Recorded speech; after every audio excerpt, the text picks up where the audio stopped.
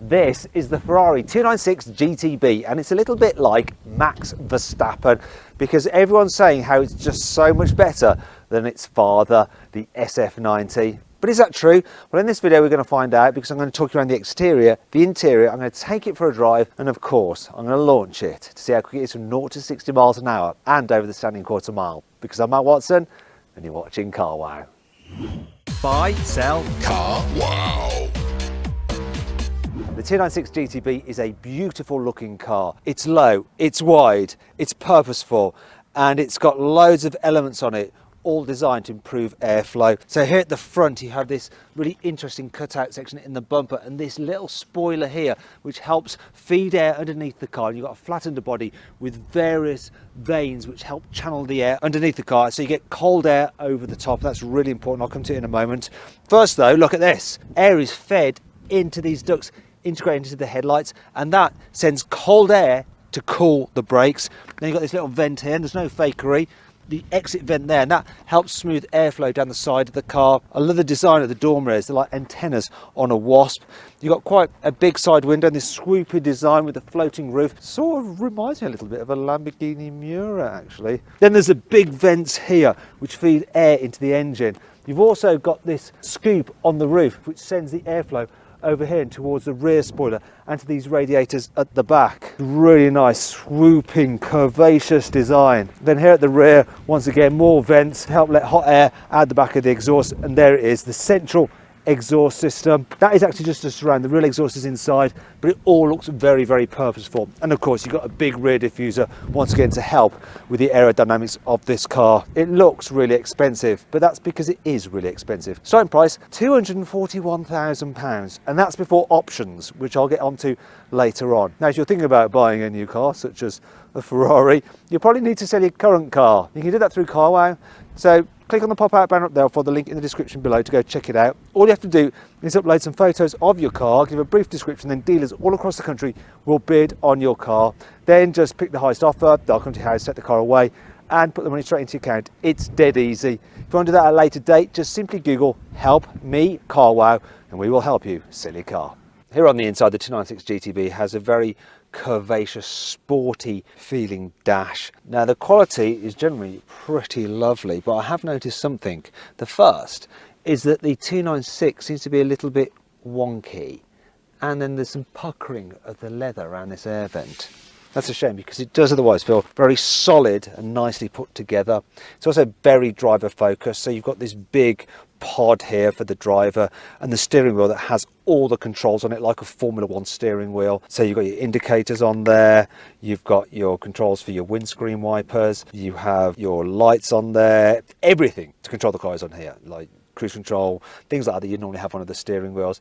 But you also have the full controls for the infotainment system, which is delivered in this big screen here, which also houses all the dials and readouts for the car itself. So to operate it, you have to press a touch sensitive button, and it doesn't seem to, there we go, I'm starting to make it work now. Now the system itself, as you can see, look, it's a little bit on the laggy side. I'm going to change views. I'm not the biggest fan of it. Let's have a look at some of this information along here. It's just all a little bit tricky to use. Not enjoying it much, to tell you the truth. You also have a special display for the passenger there, so they can look at things such as the satellite navigation. They can check out stuff such as, come on, work, the performance of the car, so they can see how quick you're going. You might be lying to them, but they'll be able to see exactly how fast you're going. Now, something else to note is that your climate control is operated through these buttons here. You can also do it through this button on the main screen, but a shortcut is to just do your temperature using these. But once again, touch sensitive and not actually all that sensitive. So come on, that's it. What? Down here on the other side, we've got some other controls for the lights and the door mirrors. Once again, touch sensitive buttons, quite unresponsive and annoying to use. Now down the side here we've got some buttons for opening the front boot, for opening the fuel filler cap, and the other one for opening the charging port, because obviously this is a plug-in hybrid. Here you have your center console with your storage, so there's some storage here, and you've got a USB input there and USB input there as well. That's the one that you connect your phone to, though you can only connect one kind of phone. More on that in a bit. There's your window switches here, and then this, which is the gear selector. So it's designed to look like an old-fashioned Ferrari open manual gearbox gate, but it's just for your control. So you've got reverse there, you've got automatic mode, you've got manual mode, and you've got launch control. And you feel like you're going to be able to slide these, but you can't. You just press them a little bit and they do that, and you have this little light that goes shooting down to show that you've selected the mode. Then moving down here, you've got your cup holder, which won't hold large bottles. Speaking of which, the door bins, they won't hold large bottles either. You've got a big area there for charging your mobile phone, though it doesn't quite fit mine flush. So it's working. Oh no, no, no. Is it working? No, no. Anyway, I'll give up with that. Now, if you do need to carry a big bottle in the car, there is always this storage space behind the seat. So there is quite a bit of room behind there, and you've got some nets that you can put things in like that to keep them secure when you're going very quickly. However, there is some more space in the front boot. As you can see, storage under the bonnet is actually pretty generous. So it's 201 litres, which is 50 litres more than a McLaren Artura has. It's easily big enough for me to get in. I'm a bit like a cat, you know, if I see like an open space or box or something like that, I just have to climb in it, which is just embarrassing. Can't help myself though, can't help myself at all. So this is much bigger than sitting in the front boot of a Porsche 911 because it's only got 132 litres of space. However, with a Porsche 911, obviously you've got those back seats you can fold down, so there's a lot of storage there. So yeah, the Porsche 911 Turbo S is still overall more practical than this car. In fact, if you want to see my full in-depth video review of that car, click on the pop-out banner up there, or the link in the description below. Anyway, that brings us on to 5 annoying things about the Ferrari 296 GTB. Well, Apple CarPlay is standard on the 296. You can't get Android Auto, not at all. It's not even available if you pay extra for it. No Android Auto. Does that mean that Ferrari owners can't have Android phones?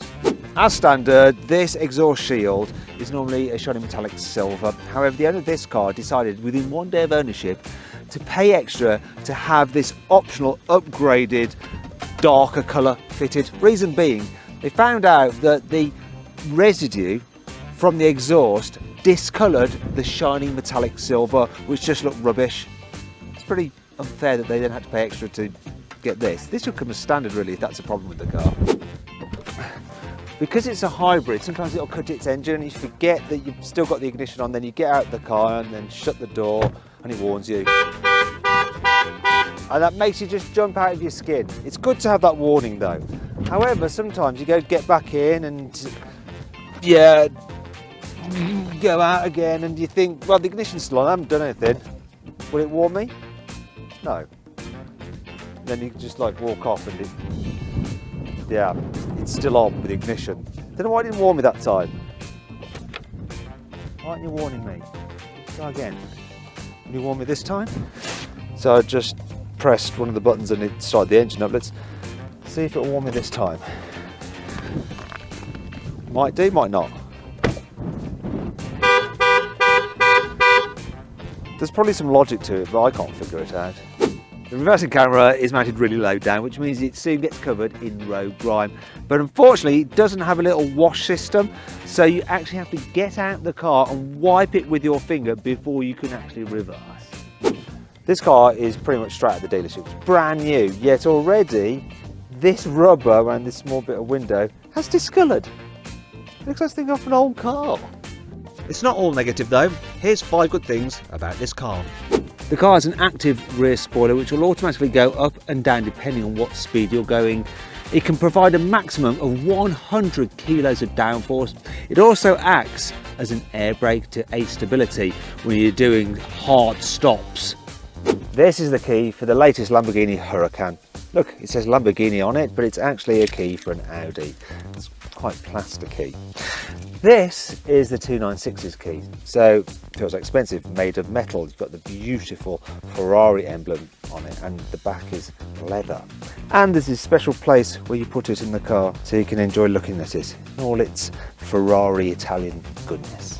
The 296 GTB is the most fuel efficient Ferrari ever made. It's capable of 44 miles per gallon. Because it's a plug-in hybrid, it also has reasonably low carbon dioxide emissions. So it's rated at 149 grams per kilometre of CO2. By comparison, a Volkswagen Golf R emits 165 grams per kilometre. You know what that means, don't you? It means that this Ferrari actually costs less in road tax each year than that Golf.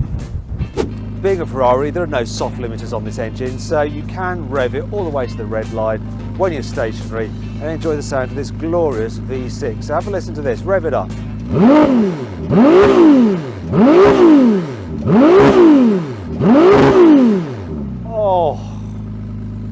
I think I just came.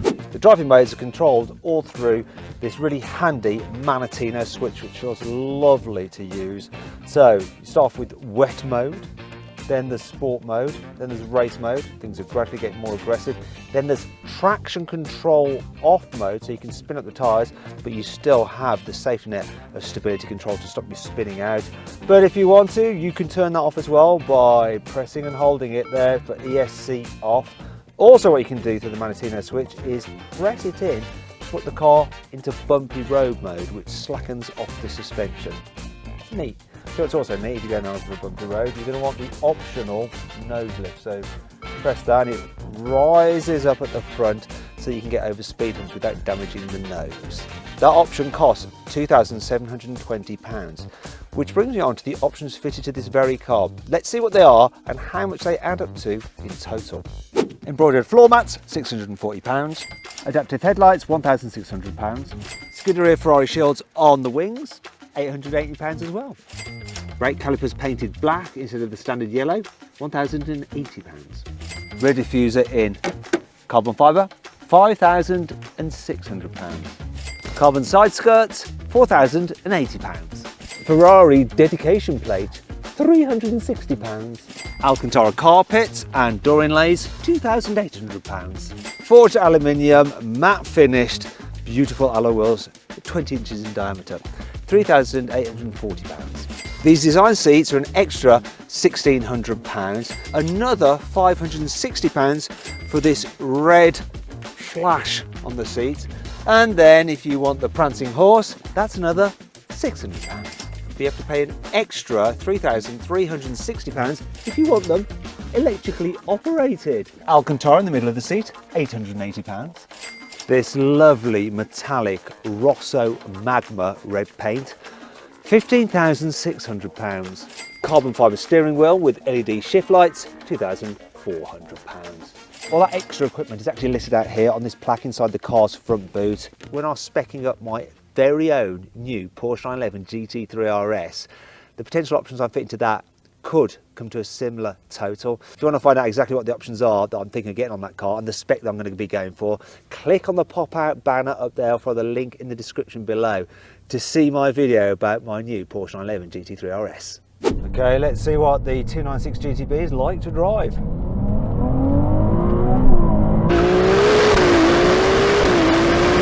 Whoa! Oh my gosh!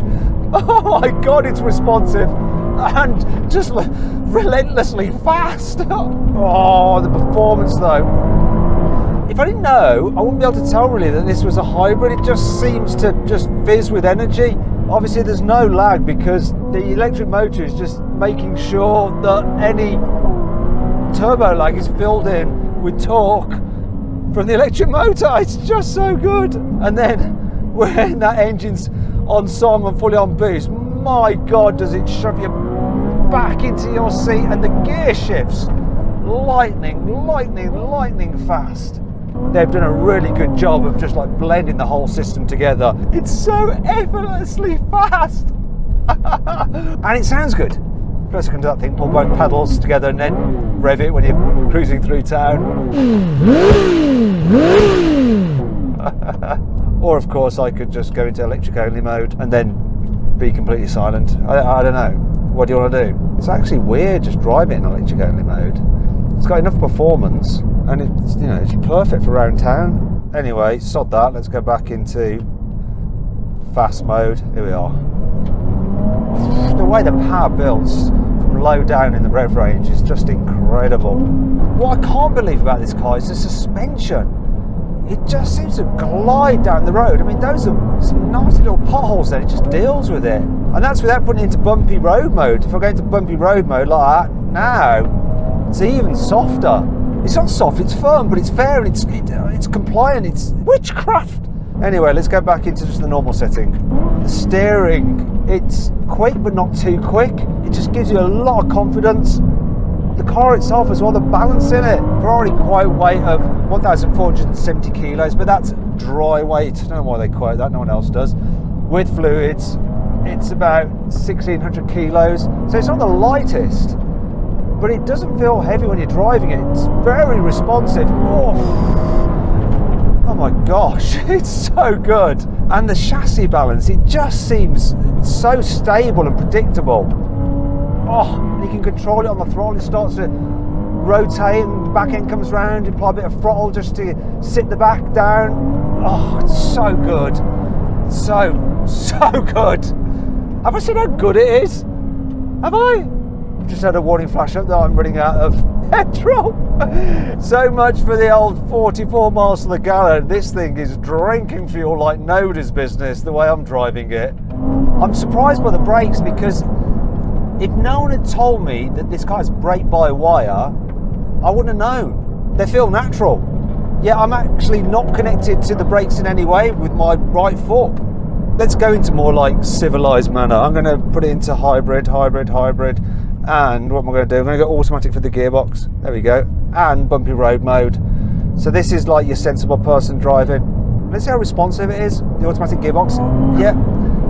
Sometimes with hybrids, you know, when you put your foot down, there's like this delay while the electric motor, the petrol engine and the gearbox have to work together to figure out what they want to do. With this, it doesn't seem to have any kind of delay. It's like they're in perfect harmony. Here we go, like 20 miles an hour, just cruising around. It's obviously doing it on battery power. Flooring it, want to go quick. And it's on it straight away. Actually, that gives me an idea. Let's do some performance testing. The 296 GTB is powered by a 3-litre twin-turbo V6 with 663 horsepower, which is mated to an electric motor with 167 horsepower, so you have a combined 830 horsepower. Maximum torque is 740 newton meters. The system drives the rear wheels by an 8-speed dual-clutch automatic gearbox with launch control. So let's find out exactly how quick this car is. Starting with it being in electric drive mode. So here we go, electric propulsion alone. It can do a maximum of 84 miles an hour under electric power alone and a distance of 16 miles. Though probably not if you're going 84 miles an hour. Now let's see what happens. I'm going to launch it. 3, 2, 1, go. So you can actually floor the throttle and it doesn't kick the engine in. It's just purely electric only mode. Here comes 60 miles an hour. I can feel it changing gear, 9.49. It will only run in up to 4th gear in electric only mode. Let's see if we can do the quarter mile. There we go. 17.37 seconds for the quarter mile in electric only mode. It's all right. It's like an oldish hot hatch.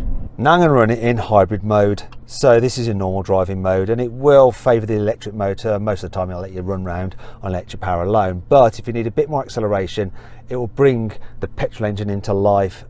So let's see what it does. Petrol engine in straight away, off we go. Oh, it feels quick. 0 to 60, 3.35 seconds. What's the quarter mile? 10.76.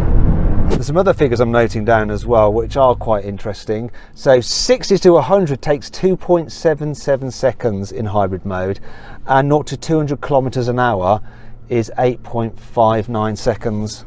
Let's see if we can go quicker, because Ferrari actually says this car should be able to do 0 to 60 in 2.9 seconds and 0 to 200 kilometers an hour in 7.3 seconds. Now I'm going to go into performance mode. So that'll give me the engine running full time. So I've got as much performance as possible. Also, it allows you then to go into launch control mode. Now let's see what happens. So engage launch. Here we go. Oof, that feels quicker. Yeah, 0 to 60, 3.07. Whoa. Oh. Yeah, 10.36 to the quarter mile. And interestingly, 60 to 100 was quicker, 2.49 seconds. 0 to 200 kilometers an hour, 7.85 seconds. Not still quite the times that Ferrari states, but maybe there's a reason for that. What I'm going to do now is go into qualify mode. What that does is unleash the full power of the entire system. You see, even in performance mode, it keeps a little bit of battery power back so that you've always got some in reserve. In qualify mode, it doesn't. And so as a result, you get the full 830 horsepower. I think in performance mode, it curtails it back by about 30 horsepower. Let's see if that makes a difference. So I'm going to launch it again. Here we go.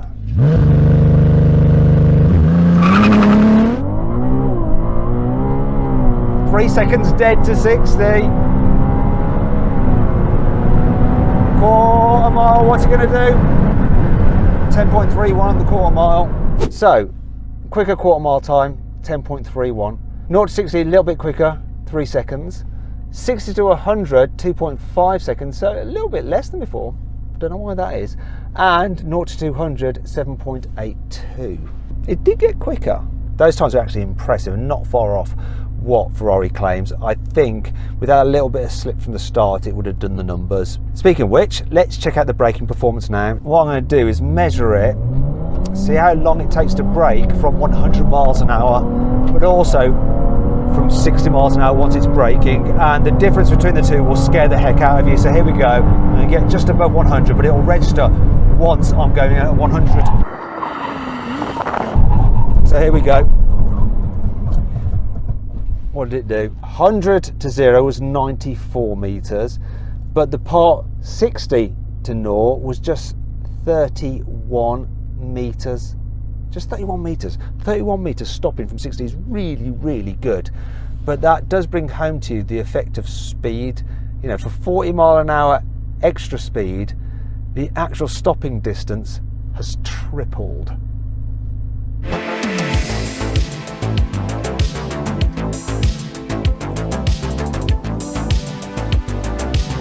So then, what's my final verdict on the Ferrari 296 GTB? Should you avoid it? Should you consider it? Should you shortlist it? Or should you just go right ahead and buy it? Well, I reckon you should avoid it. It's a load of rubbish. Actually, that's a lie. You should just go right ahead and buy it if you can afford it, because this is the best Ferrari currently on sale. Anyway, I hope you'll enjoy the video. If you did, give it a like. Let me know if you agree with my verdict by voting in the pinned comment. Click on those windows there for some more videos, and on that box there to go to carwow to sell your car the easy way. Just upload some photos, give a brief description, then dealers all across the country will bid on your car. Thanks for watching.